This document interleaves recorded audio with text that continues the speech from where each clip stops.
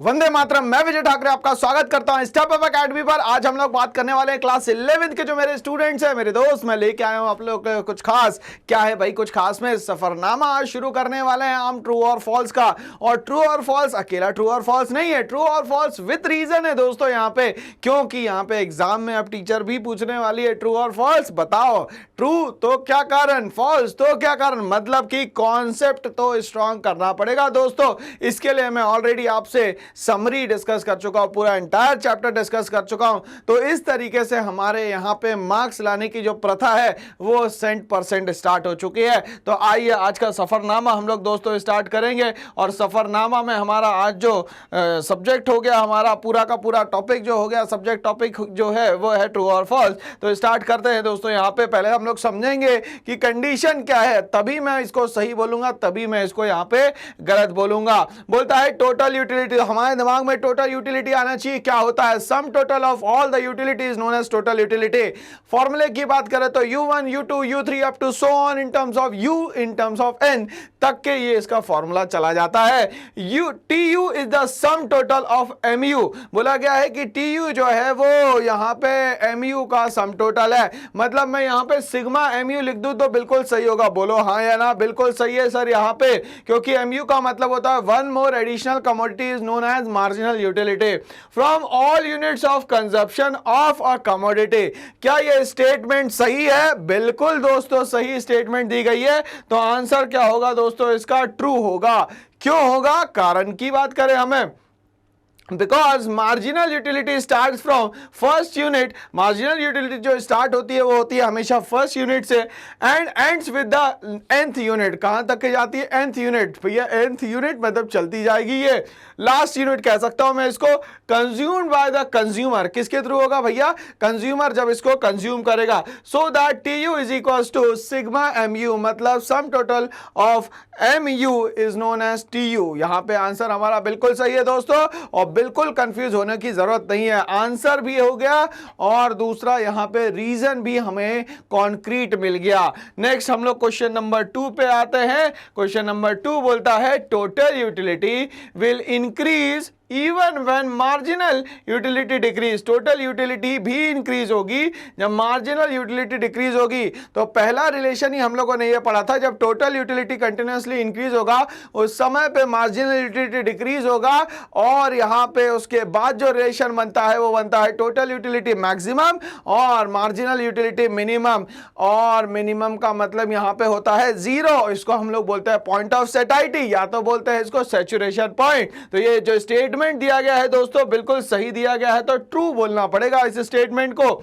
We know tu is summation of mu, accordingly tu will increase so long as mu is positive। ये बोल रहा है tu increase होगा जब तक के mu जो है वो क्या है? पॉजिटिव है। even when it is decreasing, decreasing हो रहा मगर वैल्यूज क्या है दोस्तों? यहाँ पे अभी भी पॉजिटिव है। तो यहाँ पे ये समझ में आ गया भाई हमें कि आंसर बिल्कुल हमारा सही है, विथ रीजन बिल्कुल सही आंसर लिखा गया है। आगे बात करते हैं।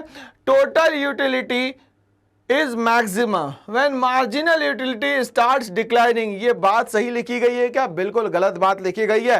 तो आंसर क्या होगा दोस्तों? यहाँ पे फॉल्स होगा, क्योंकि टोटल यूटिलिटी जब मैक्सिमम पॉइंट पे होता है, मार्जिनल यूटिलिटी अपने मिनिमम पॉइंट पे होता है, which is known as zero या पॉइंट ऑफ सेटाइटी, या तो हम लोग बोलते हैं सैचुरेशन पॉइंट। तो ये आंसर क्या है दोस्तों? यहाँ पे फॉल्स है। आंसर बिल्कुल सही है। When marginal utility starts declining total utility increases. जब मार्जिनल यूटिलिटी डिक्लाइन होना शुरू होगी तो टोटल यूटिलिटी क्या होगी बेटा? इंक्रीज होगी एट अ डिमिनिशिंग रेट। मगर रेट कैसा रहेगा? हमेशा वो डिमिनिशिंग रहेगा।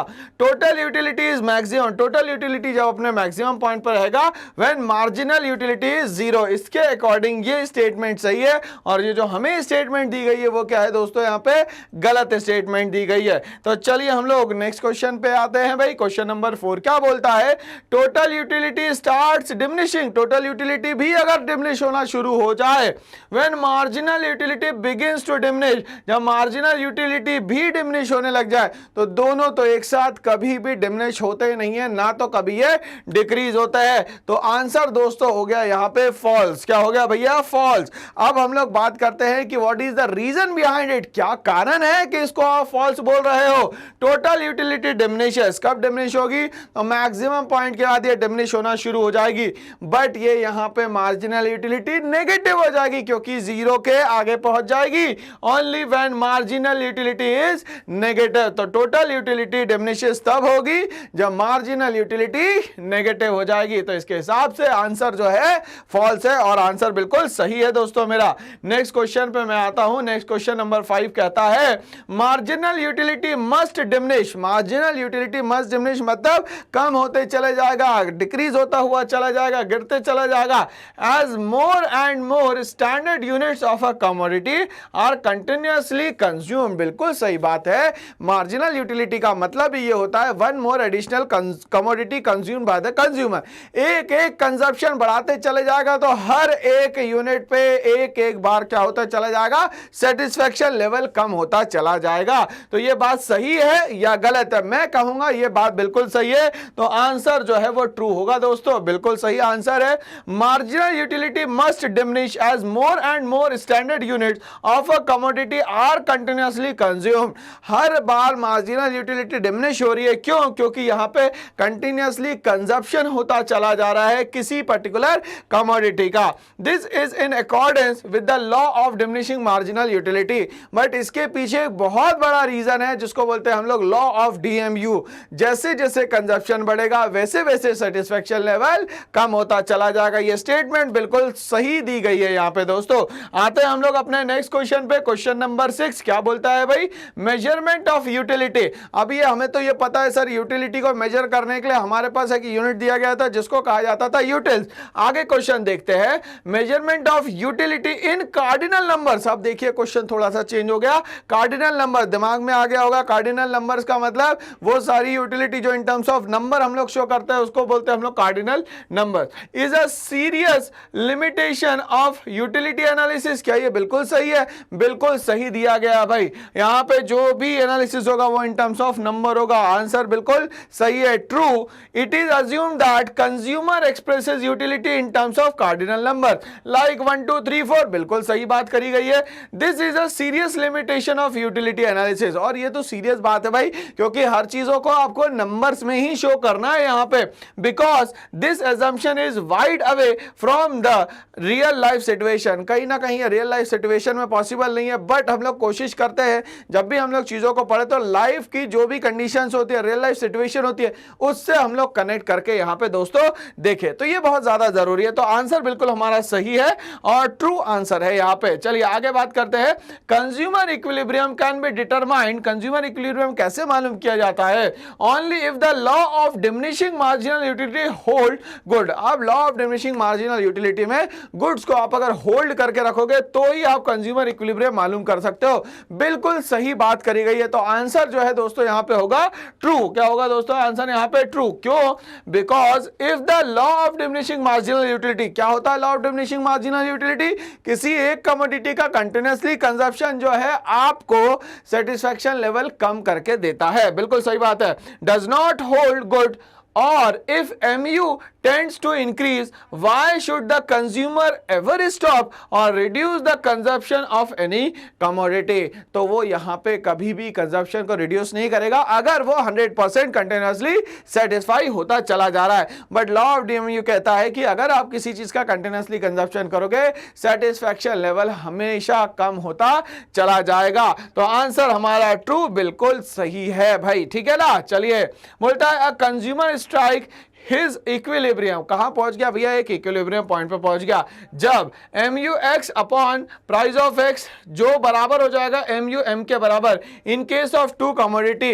भैया दो कमोडिटी, आप यहां सिंगल कमोडिटी लिख रहे हो, कैसे चलेगा काम? तो ये स्टेटमेंट तो दोस्तों गलत हो गया। होना क्या चाहिए था? mu m is equal to mu x upon price of x is equal to mu y upon price of y। मगर यहां सेकंड कमोडिटी तो है ही नहीं, तो ये सिंगल कमोडिटी की आप बात कर रहे हो क्या? तो ये स्टेटमेंट दोस्तों फॉल्स हो जाता है इसी के कारण। आंसर देखिए false. A consumer strike his equilibrium when MUX upon PX is equal to MUM in case of single commodity only. तो ये बात कर रहे हो टू कमोडिटी की और डेटा दे रहे हो सिंगल कमोडिटी का। देखिए भैया ऐसा भी क्वेश्चन आ सकता है, तो कंफ्यूज होने की बिल्कुल बात नहीं है, ठीक है ना। तो आपने कॉन्सेप्ट हमेशा क्लियर रखिए ताकि एग्जाम में क्वेश्चन कैसे भी घुमा फिरा के पूछा जाए हमारा आंसर सही होना चाहिए, ठीक है ना भाई। चलिए आगे बढ़ेंगे हम लोग, क्वेश्चन नंबर 9 पे आते हैं। Consumer strikes his equilibrium when MUX is equals to MUY is equals to MUM in case of 2 and when PX and PY are not equal। भैया कैसी उल्टी उल्टी बातें कर रहे हो, सीधी सीधी बात करो। यहाँ पे बोलो MUX upon price of X MUY upon price of Y is equal to MUM, बिल्कुल सही बात है। मगर ये ऐसे स्टेटमेंट लिखने के कारण ये स्टेटमेंट हो गई है दोस्तों गलत। क्या हो गई ये स्टेटमेंट दोस्तों यहाँ पे गलत। चलिए तो हमारा आंसर बिल्कुल सही है false. In case of price of X commodity and price of Y commodity are not equal, दोनों अगर इक्वल नहीं है, consumer strike his equilibrium when कब होगा, तो MUX upon price of X is equal to MUY upon price of Y is equal to MUM, मतलब marginal utility of money expenditure के जब ये सब बराबर होंगे तभी इसको माना जाएगा यहाँ पे। तो आंसर बिल्कुल मेरा सही है। नेक्स्ट और लास्ट क्वेश्चन पे आता हूं मैं आज सफरनामा के। ये क्या बोलता है, अनलेस MUM मतलब marginal utility of money expenditure is assume to be constant, जब तक कि हम लोग इसको क्या माने भाई, कांस्टेंट माने, equilibrium of the consumer can not be specified, तब तक के हम लोग कभी भी इक्विलिब्रियम पे नहीं पहुंच सकते। ये बात बिल्कुल सही है, 100% सच है, इसीलिए आंसर इसका होगा दोस्तों ट्रू। क्या होगा, ट्रू। अब इसकी कहानी हम लोग समझ देते हैं, what is the reason behind it. It must be assume that marginal utility of money MUM is constant. अगर ये कांस्टेंट है, marginal utility of money refers to worth of a rupee to a consumer, कितना उस रुपए का यहां पे मतलब है, मतलब उसकी कितनी वर्थ है to a consumer. It is a measuring rod, कहीं ना कहीं ये क्या करता है, एक मेजरिंग रॉड की तरह काम करता है, of utility which must remain constant, जो कि क्या होता है, हमेशा कांस्टेंट होता है। In case it is not constant, अगर मान लेते हैं कि कांस्टेंट नहीं है, money value of utility cannot be determined, money value कैसे पता करेंगे ये डिफिकल्ट हो जाएगा। And the equilibrium equation MUX is equal to PX becomes meaningless. इस कारण यहां पे ये जो इक्वल होता है, इक्विलिब्रियम कंडीशन पे पहुंचता है, ये इक्वल करना बहुत ही डिफिकल्ट यहां पे हो जाता है और ये हो जाएगा यहां पे मीनिंगलेस। तो इस स्टेटमेंट के हिसाब से आंसर बिल्कुल सही दिया गया है। तो इस तरीके से हमारा जो ये सफरनामा था वो समाप्त होता है ट्रू और फॉल्स विद रीजन का। ऐसी और वीडियोस के लिए बने रहिए मेरे साथ। करना एक छोटा सा काम, इस चैनल को लाइक शेयर सब्सक्राइब करना ना भूलें। Thanks for watching all.